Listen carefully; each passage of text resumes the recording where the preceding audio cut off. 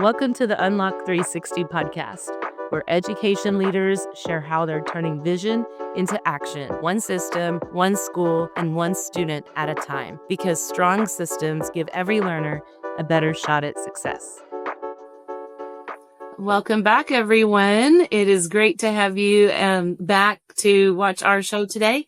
Joining us, we have Dr. Bobbie Trevino, Superintendent of Zapata County Independent School District in Texas. Welcome, Bobbie. Thank you, Wendy. I'm super excited to be here, to be able to be a part of your podcast and shine some light on my school district. Yeah, we're so excited to have you. Dr. Trevino serves as the superintendent of Zapata County Independent School District. And this is a district in Texas serving approximately 3,200 students.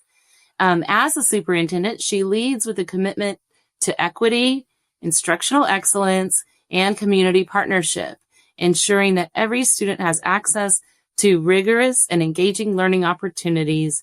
Her leadership also emphasizes literacy and mathematics achievement, continuous improvement systems, and developing future-ready skills that prepare kids for life after graduation. Yes, ma'am.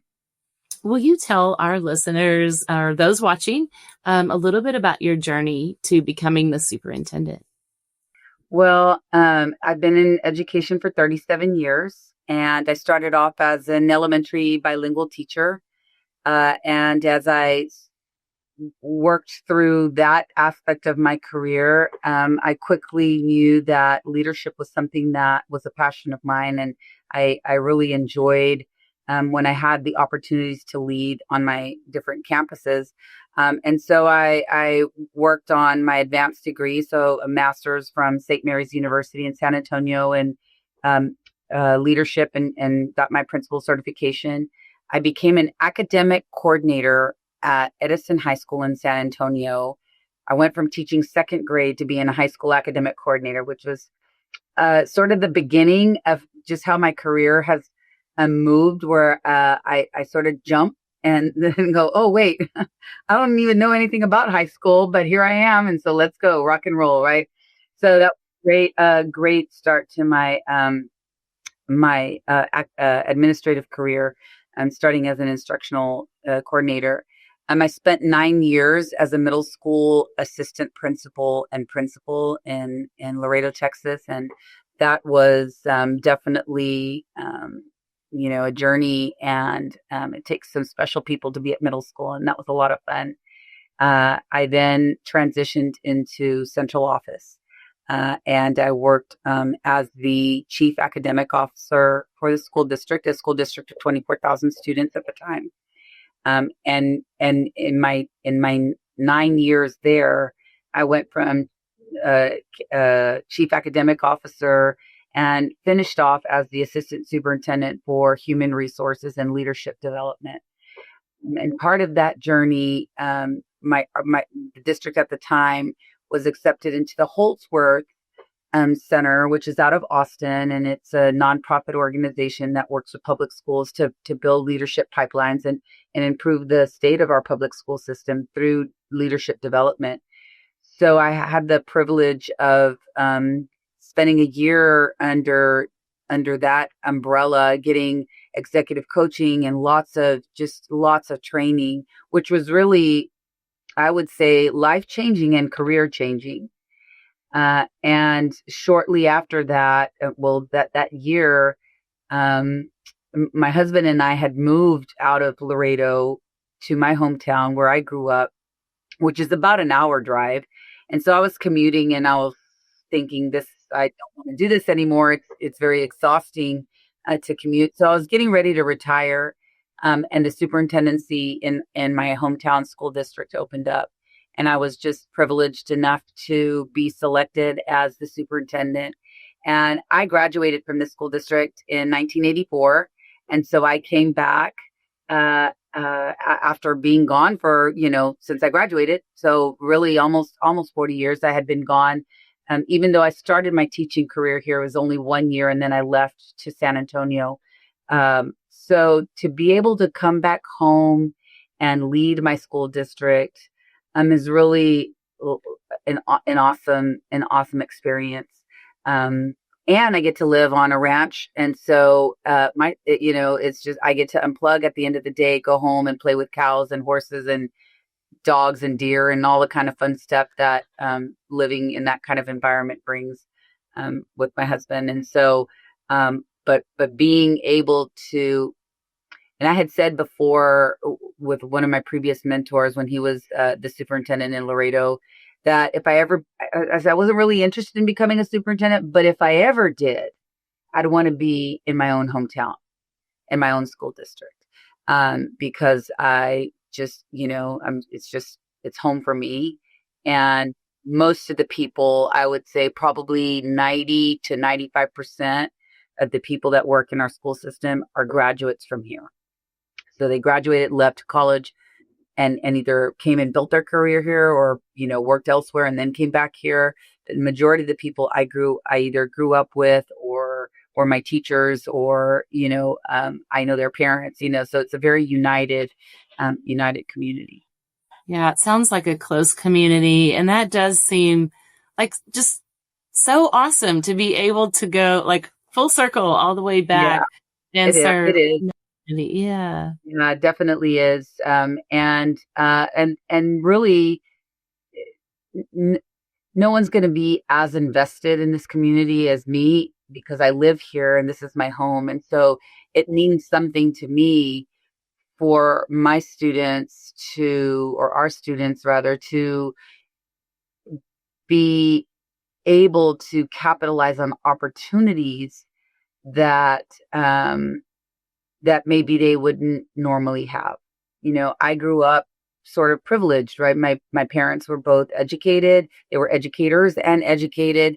They were, successful in their own businesses. My mom was a teacher. My dad was a professor at the university, but a banker. And so I grew up not having to worry about, are you going to college, but rather, where are you going to college? And even then I always joke, it wasn't really much of a selection. It's like you're going to A&M and that's where you're going. Right. So, I did for a little while, and unfortunately, we didn't gel very well. But the idea around, do I will I have the money to go to college or not? That was never an issue. But for my students, it is. We have probably 58% of 0 to 18 live in deep poverty in my community. So we have and that's almost 5 times the national rate. So we have a high level of poverty that we serve. Our community is considered a small urban community, but it's not really. It's we are very isolated from any kind of big city. So in any direction, it's going to be either an hour to 2.5 hours, in any direction to get to an HEB or a place where city amenities. And so we are pretty isolated here. And I have a deep concern for my community and what's going to happen to it, because with the lack of commerce and opportunity for kids and for people to build, their lives here, people start leaving town. And so it really concerns me about what's going to happen to, our schools and our kids and the opportunities that they'll have. Because when you start losing kids, you start losing employees, and you start losing resources, and your basic allotment starts to dwindle, and then what you can offer is limited. So that's sort of some of the challenges. Yeah, so at least an hour to get to an HEB. Is it a pretty large? I'm not familiar with the area that you serve and that you're from, and where you lead. Is it a large? Rural. It's very rural. I mean, it's spread out. There's a lot of ranch land. And my community actually was relocated. There was an old Zapata, and when the Rio Grande, they let water out, it was gonna cover the town, so they moved the town up so that it wouldn't, because the town was flood, right. So it's a fairly newer town. I mean, maybe 1950s, I think, is when that happened. When the town was moved, to where it is now. And so, but yeah, like, so if you're coming down the I-35 corridor, you hit Laredo, and then Laredo turns into US Highway 83. and that travels all the way down to Brownsville. And so as you leave Laredo southeast, you keep going, you'll hit my community. You keep going, you hit the Rio Grande Valley, and then eventually you'll hit Brownsville. And so we don't have a border crossing, even though we're on the border. We don't have a border crossing, so we don't have that commerce. The nearest one is Laredo or Roma, which is, about 45 miles away from us or 50 miles away. And so they get that commerce. Laredo gets that commerce. So we don't have access to that. What used to be the height when our community was at its height was oil and gas. But since then, that sort of gone away. And we had Falcon Lake, which was a beautiful lake at one time, the high point of bass fishing. Well, we don't have water anymore. We're actually struggling to just provide water to our community. And so when you're faced with those challenges, like, okay, well, what can we offer our kids, right? What can we do to help build our community? And so that requires really having conversation with not only, school conversations, but just like community wide, like, what are we going to do? We have to band together because it affects all of us. Yeah. Yes, I can only imagine. I'm thinking about, those clearly would be challenges, but thinking from your perspective, it would be interesting to hear, just where you are and that particular, the location, and then the relationship between where you are and commerce and the ability to build partnerships and all. Like, share some of the challenges that brings, from the perspective of the superintendent. Yeah. So, in our area, there's rural school districts around us, and then as you go up towards Laredo, obviously Laredo's big city, so they've got 2 huge school districts there, and as you go down to the Rio Grande Valley, because of the commerce that they have, they've got maybe double of our enrollment, and it continues to grow. And there's a lot of smaller communities as you go down the Rio Grande Valley. So if I travel up 2.5 hours, I'm in Corpus Christi.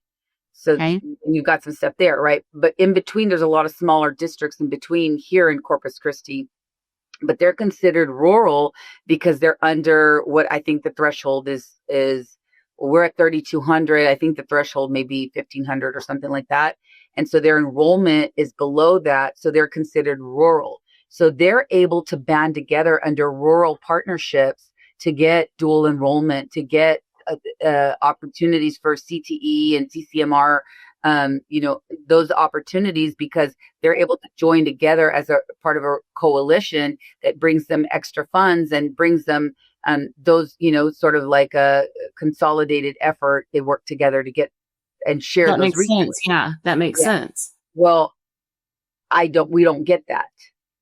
And those communities are at least an hour away from me, where they might be closer together. I'm an hour away from them. So and because we're considered small urban, because of our size, we don't qualify for any rural type, even though we're super rural. You know what I mean? Like, yeah, we're a very rural community, but that's just the way they have it set up right at the school. So we miss out on those opportunities. We do partner with our university with our college and university in Laredo. And so we do our dual enrollment. So we have early college for our kids, and we have opportunities for dual enrollment. Our biggest challenge is that where do we want to be able to offer programs for our kids, but I don't have teachers for those kids. Mm-hmm. Right. And so if I want to have an auto mechanics program, like the vocational side of it, right, that means that somebody would have to leave their very high paying auto mechanic job to want to come and work with high schoolers and teach at a much lower salary, because you can't, if you're a self-employed and you have your own business like HVAC or like electrician, it's going to be very difficult to find people to fill those CTE slots. And I imagine other districts struggle with that as well. You just have more variety and more to choose from. we don't have an influx of people moving in. So whenever I have a vacancy, teacher vacancy, I mean, it's really, really hard to fill those vacancies. And oftentimes I'm faced with, they're not certified. They might have a bachelor's degree in something. And they're like, oh, well, I have a bachelor's degree in kinesiology, but I really love math. Okay, well, there you go. We'll put you in middle school math and, try to get you certified. Right. And so those are, personnel, those are like some of the obstacles that we have, like how you recruit people to try to get them in to move into town. So we're aware of whatever we do, we're going to have to build our own.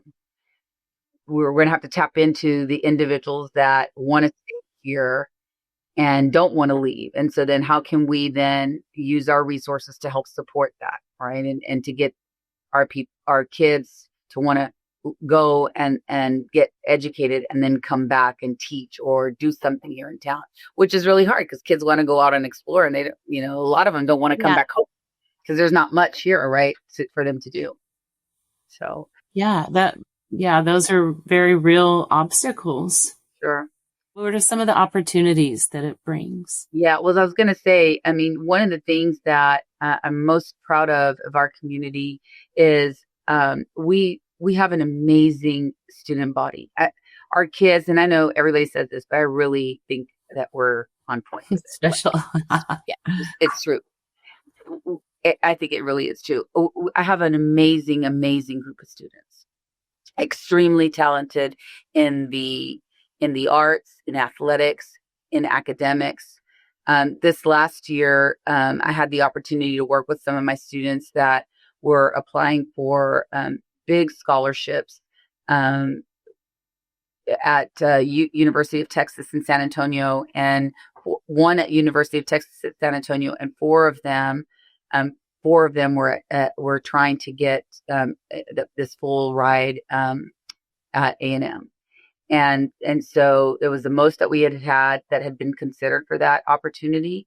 And so they reached out to me to ask me if I would help them prepare for these interviews. So I met with the students. We talked about, what kind of like pointers of, what in presenting themselves. But then I offered them an opportunity to do mock interviews. And so I set up a committee and we did mock interviews with them and gave them feedback about their presence and just, giving them feedback on how to improve their interview skills.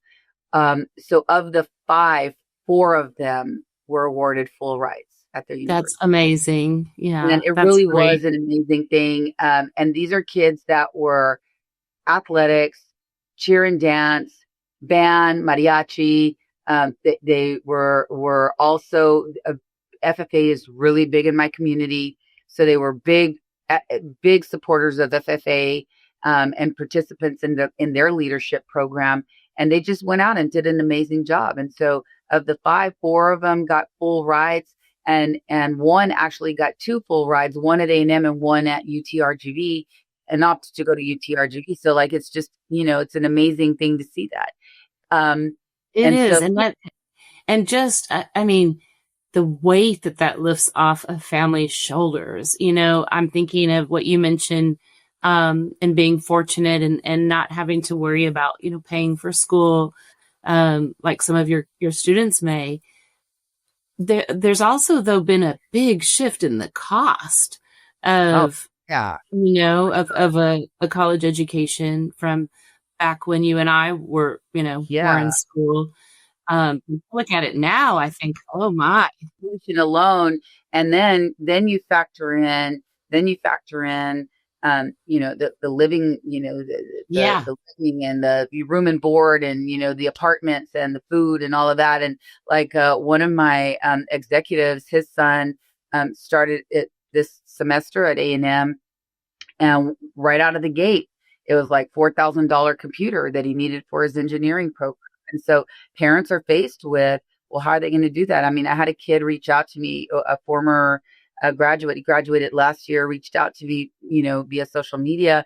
Can you help us? Like, we're trying to get, our financial aid is limited and we need additional monies to meet our tuition requirements. Otherwise, we won't be able to continue. And so they're doing GoFundMe. You know what I mean? They're desperate trying to find ways because they come from families that just can't, and they just can't afford it.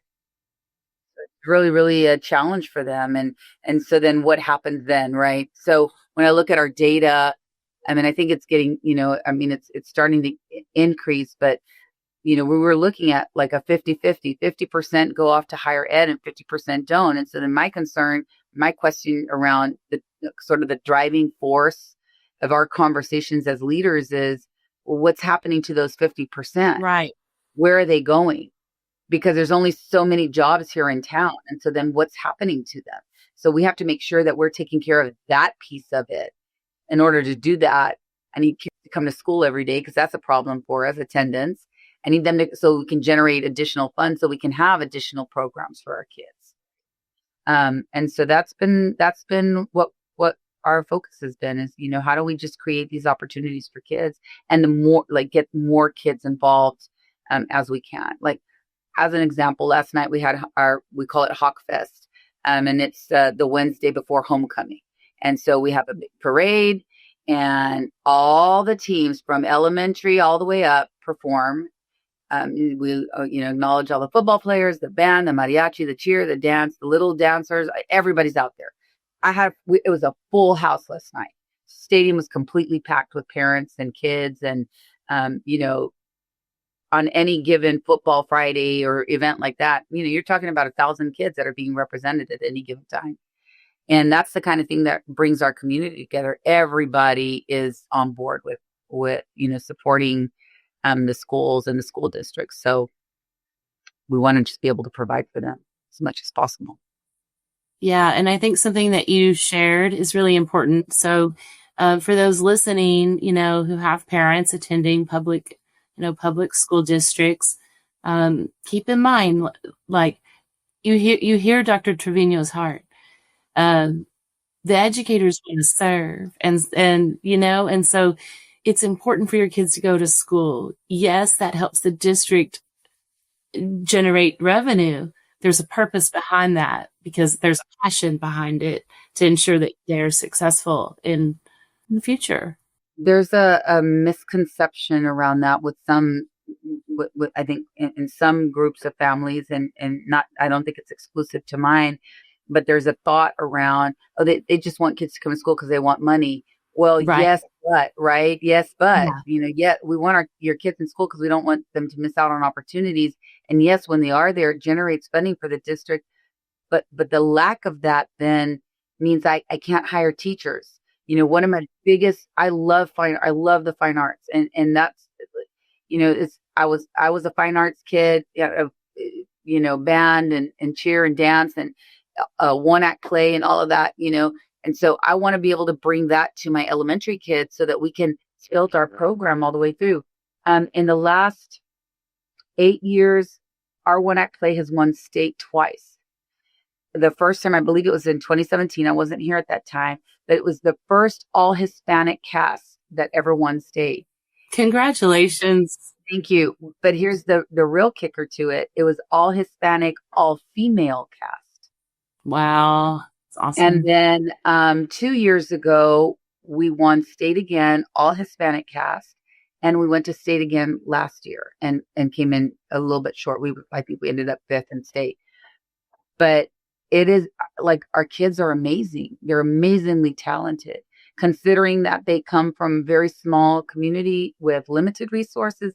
They go and do amazing things. And I've got kids that are, Dartmouth College full ride, UTSA full ride, A&M full ride, Kingsville full ride. I mean, we've got kids that are really, really excelling. So something we're doing is working, and we just need to be able to expand that right out. Yes. And I can see both the obstacles and the opportunities that you face. Yeah.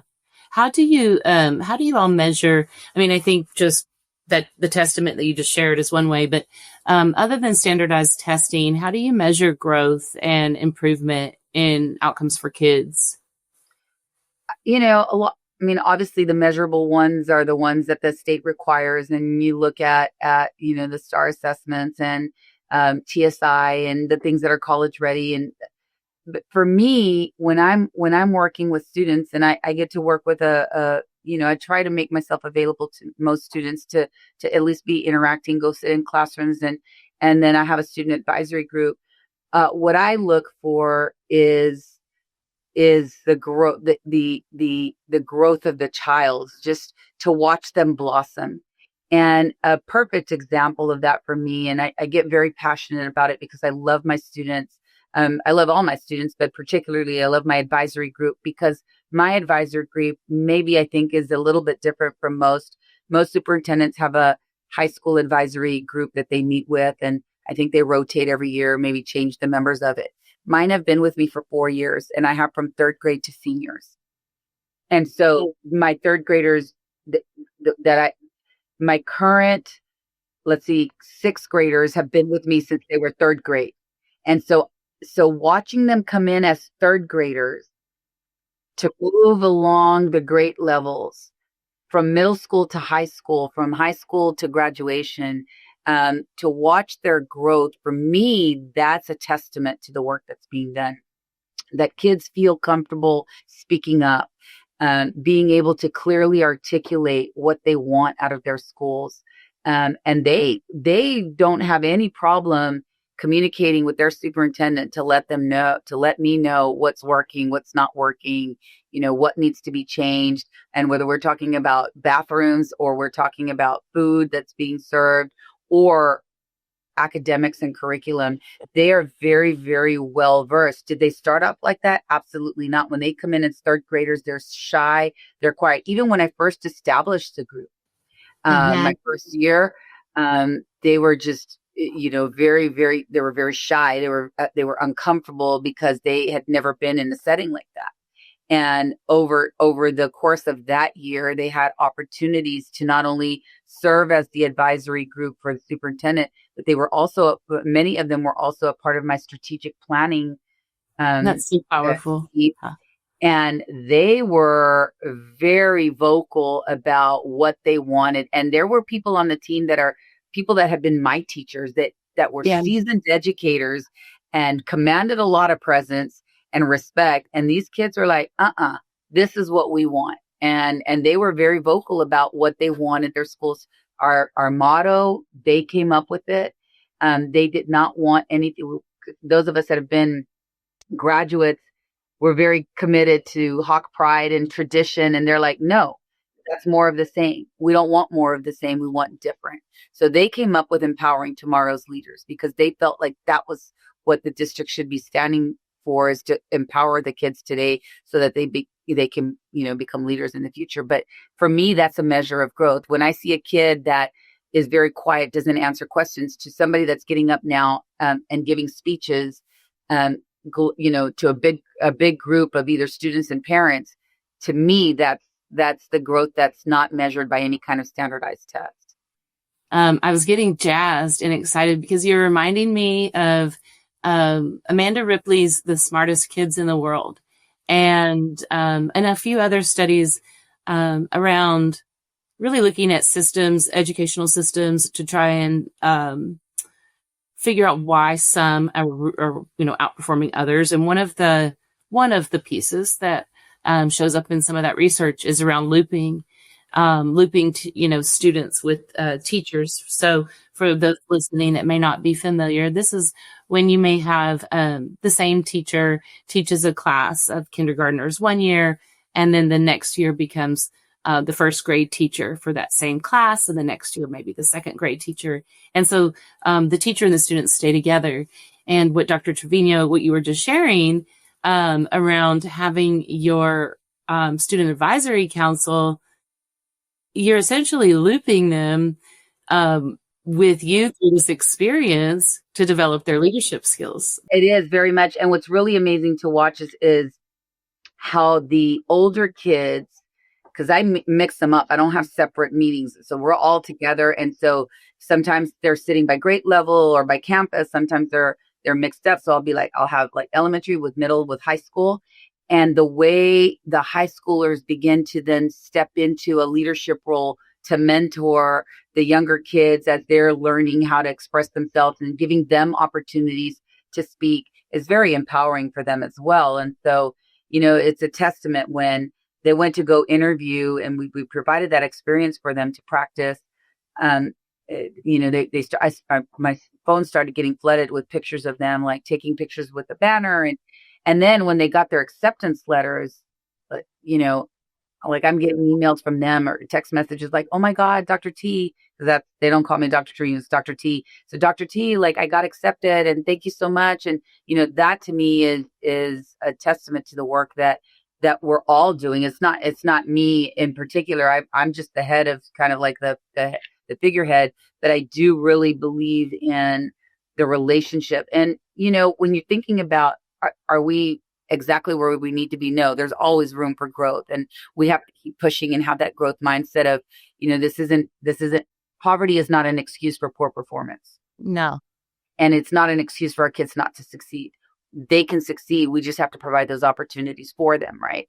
And so when you have this growth mindset and you provide all these opportunities, you can have all the resources in the world, but if you don't have a relationship with your kids, you're not getting anywhere.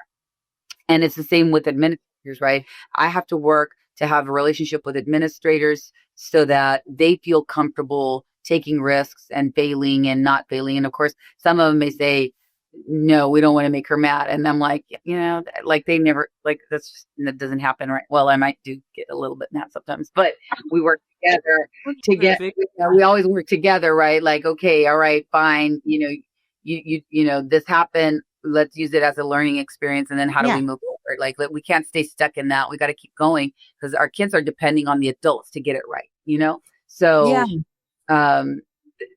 just in empowering them to want to really like grow as leaders and have the opportunity, because I had the opportunity to work at 6 different districts. You learn some stuff when you're in 6 different school districts.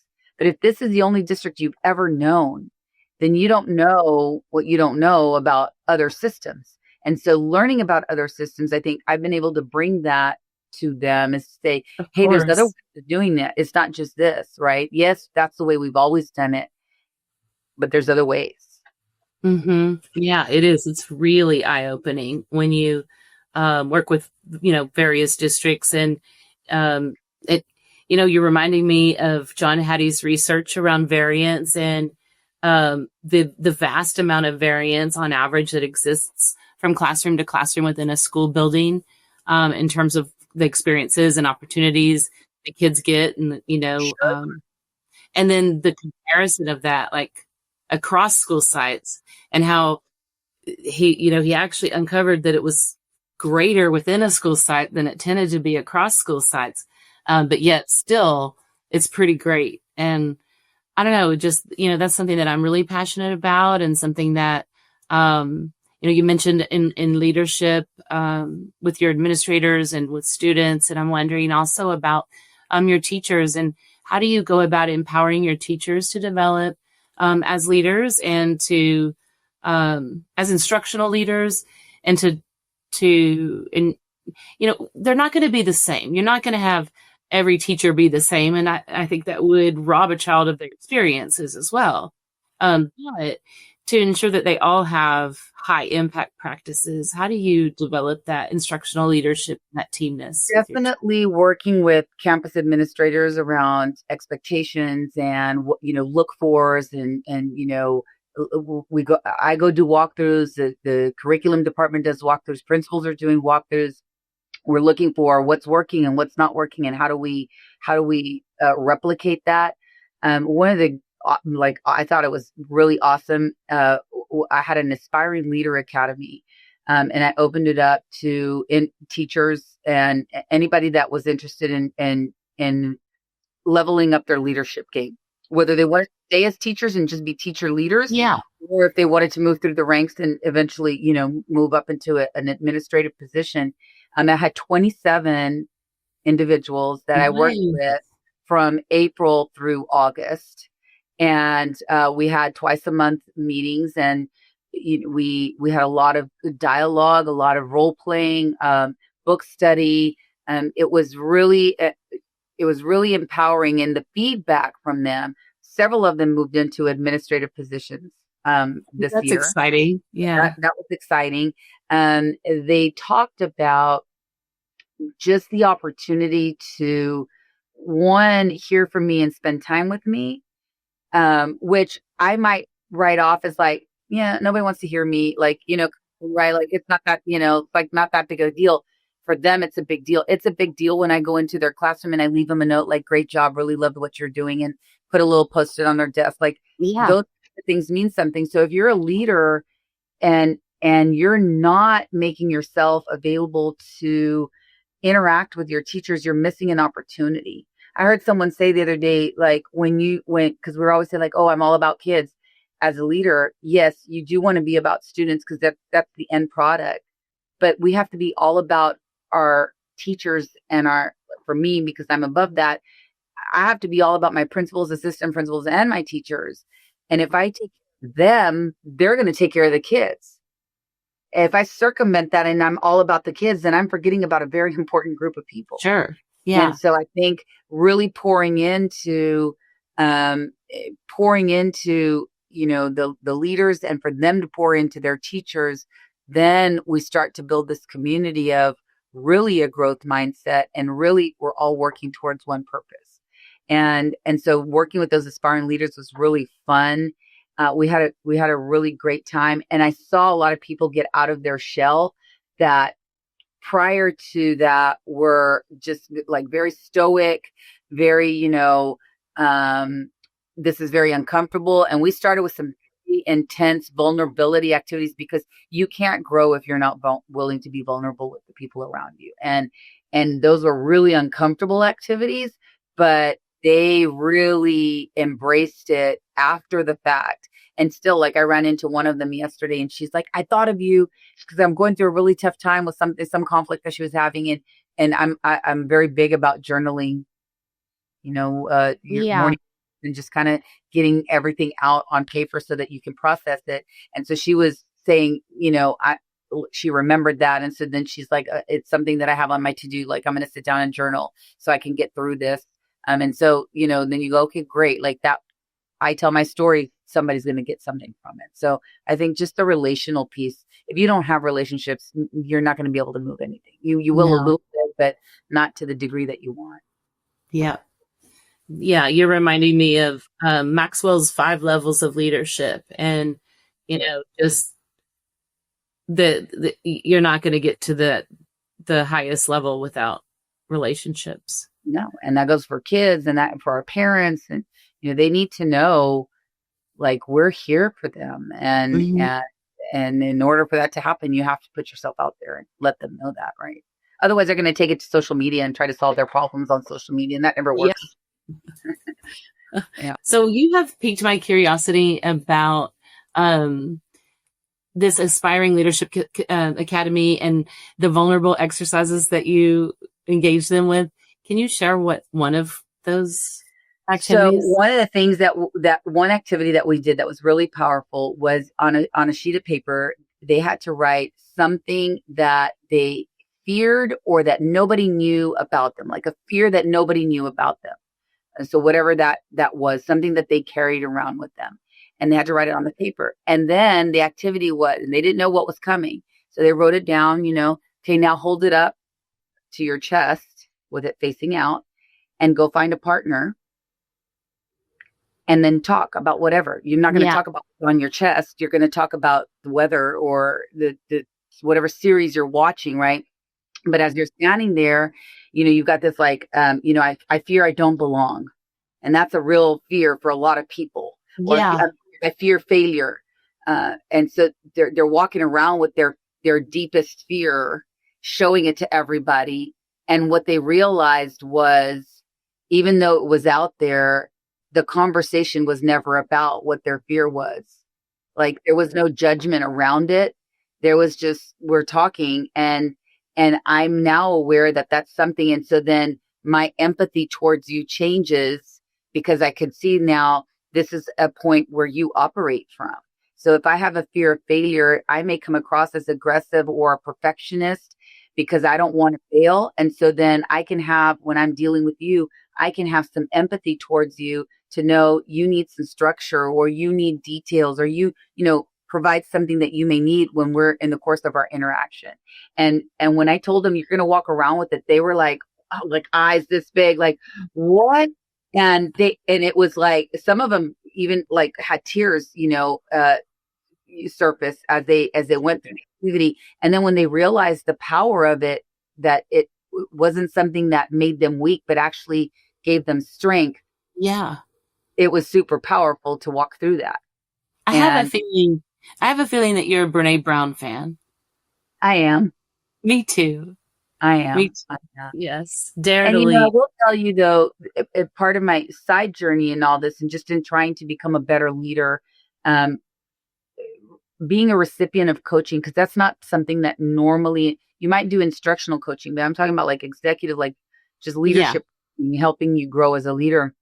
That's not something that is even very popular in education. It hasn't been. It's getting some momentum now, along with instructional coaching, because that wasn't even really a big thing.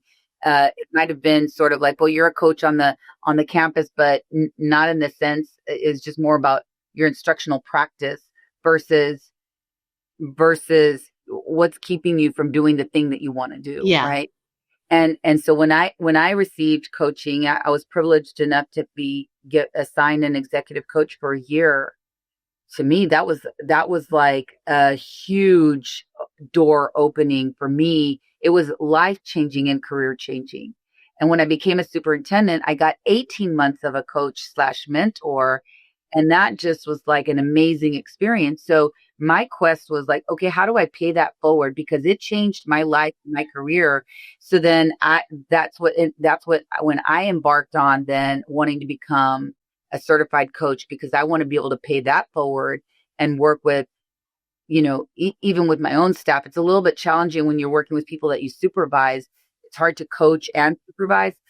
Still something like they'll tell me, my principals will tell me, okay, I don't need your superintendent hat. I need your coach hat right now. Yeah. Mm-hmm. Okay. So, all right. So then I have to get out of superintendent mode, because superintendent mode is going to be like, do this. Right. And so then I listen to them like, okay, because they have the answers. They just fear, it's just fear. It's just fear, and it's fear driven. Right. And so, okay. So then what is it that you want to do? What have you done before? What do you think needs to happen here? And start asking them the questions that they need to hear to process and dig into what their gut is telling them. Right. Sometimes they're all in their head, and sometimes in your head is not where the answers are, because your brain, there's a lot of research around brain patterning and how the brain looks for those negative patterns. And that's just what it's conditioned to do, to protect you. Right, fight or flight. And so you have to get out of your brain and tap into your heart and your gut. What is that telling you?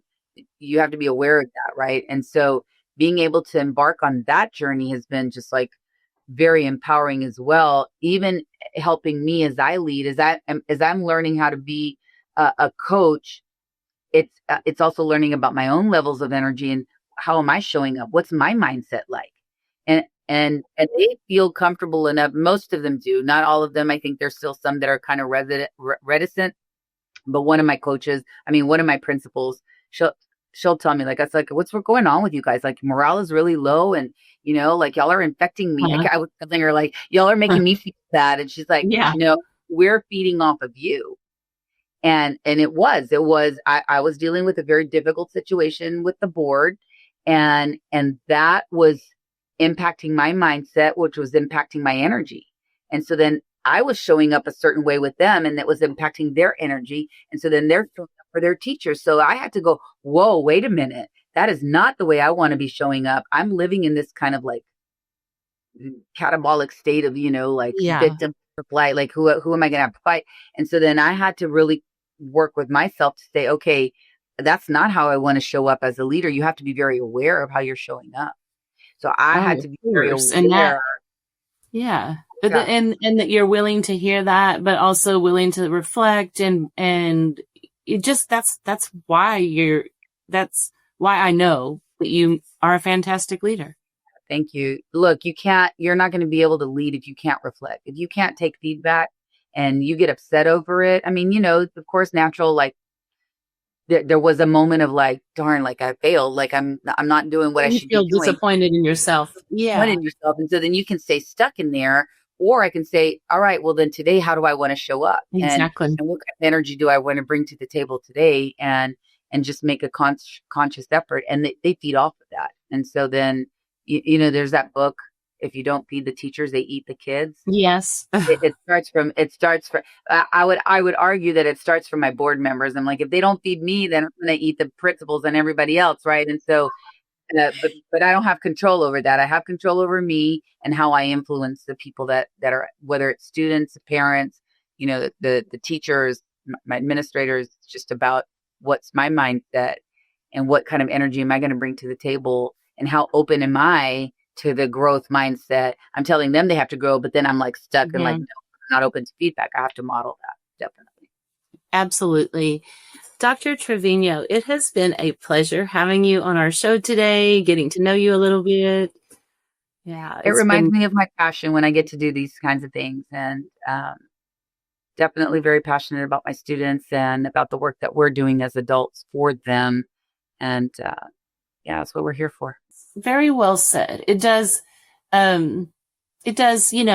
rejuvenate the energy and the soul a little bit, just to talk about the wonderful things happening and even some of the things that may be challenging. I like to think that the mindset around it, right, is that there's no problems, there's no challenges, it's only opportunities. So even in the darkest of times, there's an opportunity to learn something and to improve yourself as a leader. So not always easy to do, but definitely worth the work into shifting the mind around it. Right? Yeah, absolutely. Yes. Well, and I also now have something I might want to follow up with you about for another podcast. Yeah. Okay. Well, take care. Thanks again. And thanks for listening, everybody. Dr. Trevino, where do they go if they want to learn more about your district? Maybe someone is looking for a place to build a ranch. And oh yeah, well, Zapata County is the place to be. If you want a very hometown, peaceful, calm place to live, this is a place to come. ZCISD.org is our website. We've got lots of great things. Look for us at the state level, because we've got kids that are out there competing in cross country and one act, and a band, and our mariachi teams. We've got a great group of kids to follow. And so, you reach out to me with anything else, any questions they might have. Sounds good. Thank you so much. Thanks, everybody. Till next time. Thank you for listening to the Unlock 360 podcast. Follow us on LinkedIn and YouTube, and visit leadteachlearn360.com to learn more about us, because every school deserves systems that work and leaders who can make them thrive.